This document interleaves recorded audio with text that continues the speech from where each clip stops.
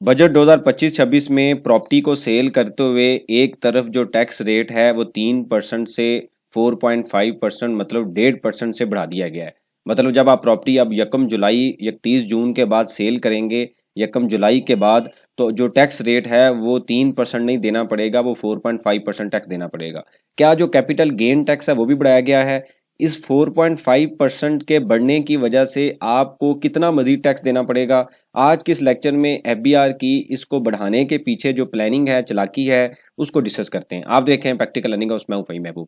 वापस आते हैं टॉपिक के ऊपर। जैसे आप सबको पता है, इससे पहले भी हमने एक लेक्चर देखा जिसमें मैंने आपको कंपैरिजन बताया था कि 10/6/2025 को जो बजट है उसका प्रपोजल पेश कर दिया गया है अप्रूवल के लिए। उसमें कुछ चेंजिंग लाई गई हैं, तब्दीलियां की गई हैं, और हर तरफ यही था कि प्रॉपर्टी के ऊपर जो टैक्स रेट है उसको कम कर दिया गया है। असल में ये टैक्स रेट कम नहीं हुआ। अगर आप देखें, थोड़ा सा मैं आपको कंपैरिजन दिखा देता हूं कि 236C का वो टैक्स होता है जब कोई प्रॉपर्टी सेल करता है तो उसने टैक्स पे करना होता है। अभी जो उसका मौजूदा रेट है कि अगर 5 करोड़ से नीचे नीचे प्रॉपर्टी है तो टैक्स रेट है 3%। बजट में इसको 4.5% कर दिया गया है। अगर 5 करोड़ से 10 करोड़ के दरमियान आप प्रॉपर्टी परचेज कर रहे हैं तो आप पहले टैक्स पे कर रहे हैं 3.5%, अब आपको देना पड़ेगा 5%। इसी तरीके से अगर 10 करोड़ से ऊपर आप प्रॉपर्टी परचेज कर रहे हैं तो टैक्स रेट अब आपको 4% पहले आप दे रहे थे, अभी आपको देना पड़ेगा 5.5%। तो हर स्लैब में 1.5% जो टैक्स रेट है वो ज्यादा कर दिया गया है।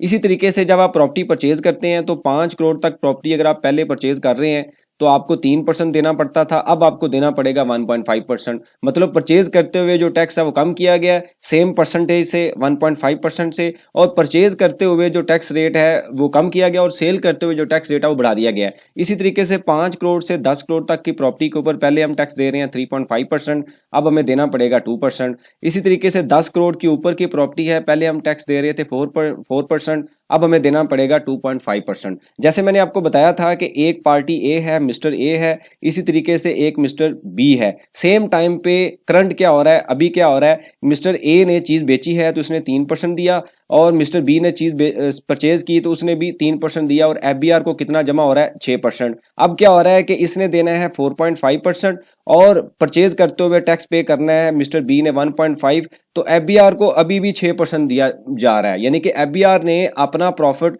या अपना जो कैश फ्लो है उसको मेंटेन किया है, उसको कम नहीं किया। लेकिन इसके पीछे एक बड़ी कहानी है, बड़ी लॉजिक है, बड़ी प्लानिंग है, वो मैं अभी आपको एक्सप्लेन करता हूं कि किस वजह से ये टैक्स रेट सेल करते हुए बढ़ाया गया है और परचेज करते हुए नहीं बढ़ाया गया। अब मैं एक एग्जांपल हम लेते हैं कि यहाँ पे बजट से पहले एक प्रॉपर्टी है, वो आपने परचेज की 5 मिलियन की, 50 लाख की, और बाद में आप उसको बेचते हैं 70 लाख की, तो आपका प्रॉफिट आता है 2 मिलियन यानी कि 20 लाख। आपको पता है कि 1 जुलाई 2024 के बाद अगर आप कोई प्रॉपर्टी परचेज करते हैं और बेचते हैं तो जो भी प्रॉफिट आएगा उसके ऊपर आपने 15% टैक्स देना है। इसको हम बोलते हैं गेन टैक्स।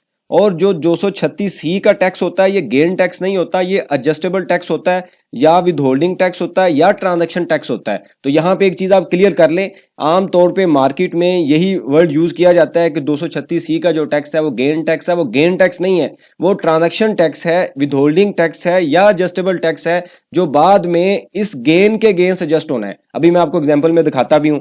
अब 20 लाख आपका प्रॉफिट आया और 20 लाख के ऊपर आपने टैक्स पे करना है 15%, और वो टैक्स बनता है 3 लाख। ये जो टैक्स 3 लाख है ये आप कब पे करेंगे, जब साल के एंड पे जाके आपने अपनी टैक्स रिटर्न फाइल करनी है। और ये जो 236C का टैक्स होता है ये हम कब पे करते हैं, जब आप प्रॉपर्टी बेच रहे होते हैं। फॉर एग्जाम्पल आपने प्रॉपर्टी बेची 31 दिसंबर 2024 को, और या 25 को हम एग्जाम्पल ले लेते हैं, और उसके बाद जो 30/6 के बाद यानी कि साल क्लोज होने के बाद आपने टैक्स रिटर्न फाइल करनी है। किस डेट पे, 30 सितंबर 2026 से पहले पहले। तो सेल करते हुए तो आप 236C का टैक्स दे देंगे, लेकिन असल में जो आपका प्रॉफिट आएगा वो टैक्स रिटर्न में जाके आपने शो करना है, और उस प्रॉफिट के ऊपर आपने 15% टैक्स देना है। और उस 15 में से सबसे पहले जो 15% जो टैक्स बनेगा उसमें से ये 236C का जो टैक्स है वो आप माइनस करेंगे और बाकी आप गवर्नमेंट को पे कर देंगे। तो यहां पे अगर आप देखें तो बिफोर बजट क्या हो रहा है कि आपने 3 लाख रुपया रिटर्न के साथ देना है और 2,10,000 रुपया आपने ऑलरेडी दिया हुआ है। तो आपके लिए नेट पेएबल टू एफबीआर कितना आएगा, 90,000। अब बजट के बाद क्या हुआ है देखें जरा, समझिएगा कि ये क्यों किया गया है। लग तो यही रहा है कि बड़ी सेविंग है, लेकिन असल में ये सेविंग नहीं है। असल में कैश फ्लो ज्यादा स्टक होंगे टैक्स पेयर का ही लॉस होगा इसमें। तो ये आप देखें, प्रॉपर्टी की वैल्यू सेल वही है 70 लाख की, परचेज आपने 50 लाख की, प्रॉफिट 20 लाख है, यहां तक सेम है। अब टैक्स गेन टैक्स सेम है, 15% है, इसमें चेंजिंग नहीं की गई। लेकिन ये जो टैक्स है इसको पहले यहां पे 3% था, अब कितना हो गया 4.5%। 3% बनता था 2,10,000, अब कितना हो जाएगा 3,15,000। तो यहां पे आपने एफबीआर को पे करना था। अब यहां पे क्या हो रहा है, सेम ट्रांजैक्शन पे, सेम वैल्यू पे, सेम रेट पे अब आपने एफबीआर से रिफंड लेना है। अब इसका मतलब क्या है, अब आप ये कहेंगे जी ठीक है थोड़ा डिफरेंस है, या बाद में एफबीआर से रिफंड ले लिया जाता है। ऐसा बिल्कुल नहीं है। एफबीआर के ज़हन में यह है कि जो लोगों ने पुरानी प्रॉपर्टीज ली हुई हैं, जो प्रॉपर्टी या अभी ले रहे हैं, और जो लोग टैक्स पे करते हैं वो एफबीआर वैल्यू पे करते हैं या डीसी रेट पे करते हैं। लेकिन असल में वो वैल्यू ज्यादा होती है जिस पे असल में आप परचेज कर रहे होते हैं। फॉर एग्जांपल एक प्रॉपर्टी है जिसके ऊपर हमने एग्जांपल ली कि 70 लाख के ऊपर आपने 236C जो है 3% या इंक्रीज रेट 4.5% पे कर दिया। लेकिन असल में हो सकता है ये प्रॉपर्टी आप 1 करोड़ की बेच रहे हो। तो एफबीआर ये कहता है कि भाई लोग मुझे ऑलरेडी जो प्रॉपर्टी के ऊपर टैक्स है ना वो ऑलरेडी कम जमा कराते हैं, मतलब प्रॉपर्टी की वैल्यू कम डिक्लेयर करते हैं, एफबीआर वैल्यू पे पैसे पे कर देते हैं, लेकिन असल में प्रॉपर्टी ज्यादा महंगी सेल हो रही होती है।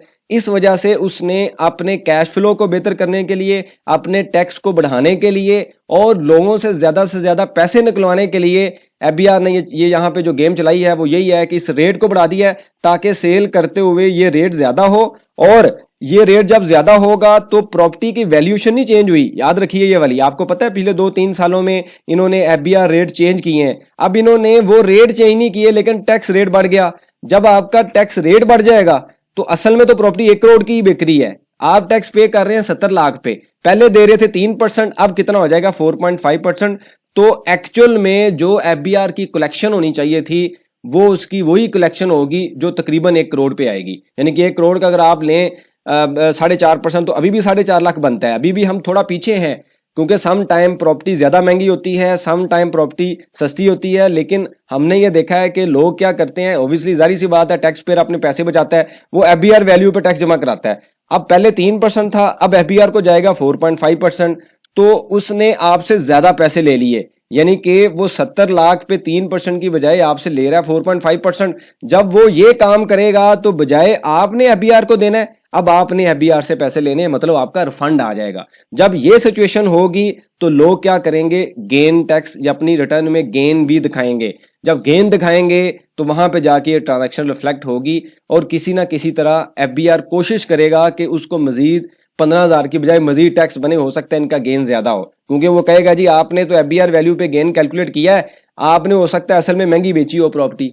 ये एक डिफरेंट डिबेट है कि अगर आपने सारे पैसे बैंक में ले लिए, ये मैंने आपको लहदा बताया हुआ है वैसे काफी लेक्चर्स में कि आपने किस तरह मैनेज करना है प्रॉपर्टी को बेचते हुए। लेकिन अभी जो आज का टॉपिक था काफी कॉम्प्लेक्स हो गया। मैं दोबारा रिपीट करता हूं कि ये जो टैक्स रेट चेंज किया गया है सिर्फ इस वजह से चेंज किया गया है कि लोग टैक्स रिटर्न में जब गेन टैक्स दिखाते थे पहले तो कम वैल्यू पे दिखाते थे, सिर्फ एफबीआर वैल्यू पे, और एक्चुअल में जो सेल हो रही होती थी वो डिफरेंट वैल्यू थी। असल में तो अगर आप 1 करोड़ की बेच रहे हैं तो यहाँ पे वैल्यू 1 करोड़ आनी चाहिए और यहाँ पे जो गेन होगा वो 20 लाख नहीं होगा, 50 लाख होगा। जब आप 50 लाख का 15% लेंगे तो वो 7.5 लाख रुपए आएगा और एफबीआर को ज्यादा पैसे जाने चाहिए, वो तो कोशिश करेगा। लेकिन चूंकि लोग एफबीआर वैल्यू पे रिपोर्ट करते हैं, इस वजह से उसने क्या किया है, जो टैक्स रेट है वो बढ़ा दिया है ताकि वो ये कहता है कि ठीक है मुझे टैक्स ज्यादा मिले, मैं हो सकता है अभी भी एक्चुअल ना लूं लेकिन नियर टू एक्चुअल मैं इनसे टैक्स ले रहा हूंगा। तो ये एफबीआर ने जो है वो यहाँ पे प्लानिंग की है इसके पीछे। यही वजह है कि सेल के टाइम पे टैक्स बढ़ा है, परचेज करते वो कहता है ठीक है आप टैक्स कम दें, प्रॉपर्टी लें और उसके बाद रखें अपने पास, लेकिन जब बेचेंगे जो मैंने आपको डिस्काउंट दिया है 1.5% परचेज के टाइम पे वो मैं आपको सेल के टाइम पे आपसे निकलवा लूंगा। तो असल में परचेज करते हुए टैक्स कम नहीं हुआ। अगर आप सेल और परचेज दोनों देखेंगे तो आप उतना ही टैक्स दे रहे हैं, बल्कि उससे ज्यादा टैक्स दे रहे हैं। तो ये एक ट्रांजैक्शन थी जो कि छोटी सी एग्जांपल के थ्रू मैंने आपको समझाने की कोशिश की है और परचेज करते हुए, सेल करते हुए जो प्रॉपर्टी की प्लानिंग लाजमी कीजिए, अदरवाइज जो गेन टैक्स की वजह से आपको अच्छा खासा जो टैक्स है वो देना पड़ सकता है। इसकी अप्रूवल आ जाएगी, उसके बाद दोबारा इसके ऊपर एक सेपरेट लेक्चर बना लेंगे कि आपने डीसी रेट पर रिपोर्ट करना है, क्या नुकसान है, एफबीआर वैल्यू पे रिपोर्ट करेंगे, क्या नुकसान है, एक्चुअल वैल्यू पे अगर प्रॉपर्टी परचेज करेंगे तो क्या बेनिफिट है, क्या नुकसान है, सेल और परचेज करते हुए आपने किस तरीके से मैनेज करना है कि आप कैपिटल गेन टैक्स की अच्छे तरीके से प्लानिंग कर सकें। आपके पास कोई भी सजेशन हो, क्वेश्चन हो, मेंशन कीजिए, इसके ऊपर हम डिस्कशन करेंगे ताकि जो लर्निंग का प्रोसेस है कंटिन्यू रहे। बहुत शुक्रिया, जज़ाकल्लाह।